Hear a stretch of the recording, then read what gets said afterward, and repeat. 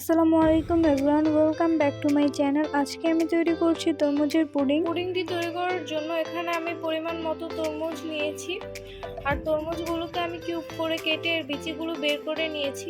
তরমুজের মিশ্রণটাকে আমি ব্লেন্ড করে নিয়েছি, তারপর এটাকে চুলায় বসিয়ে চিনি আর আগার আগার পাউডার দিয়ে ঘন করে জাল করে নিয়েছি।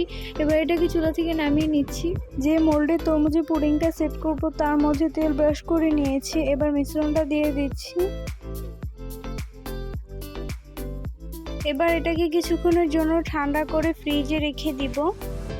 পুডিংটা ভালোভাবে সেট হয়ে গিয়েছে, এবার এটাকে মোল্ড আউট করে নিচ্ছি।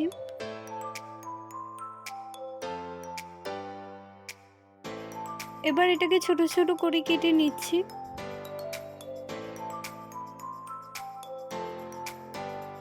সবগুলোকে আমি ছোট ছোট কিউব করে কেটে নিয়েছি। এবার দুধটা রেডি করে নিচ্ছি। এখানে আমি নিয়েছি পরিমাণ মতো লিকুইড দুধ।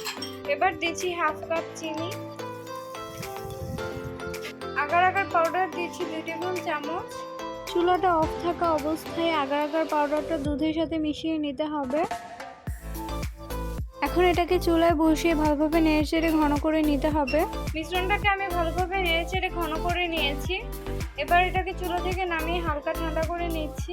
যে মোল্ডে পুডিংটা সেট করব তার মধ্যে তেল ব্রাশ করে নিয়েছি। এবার তরমুজের জেলিগুলো দিয়ে দিচ্ছি।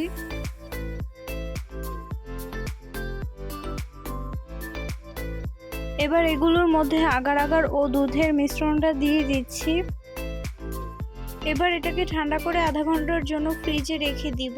আধা ঘন্টা ফ্রিজে রাখার কারণে পুডিংটা ভালোভাবে সেট হয়ে গিয়েছে। এবার এটাকে মোল্ড আউট করে নিচ্ছি। দেখুন পুডিংটা কতটা সুন্দর হয়েছে। এবার এটাকে কেটে নিচ্ছি।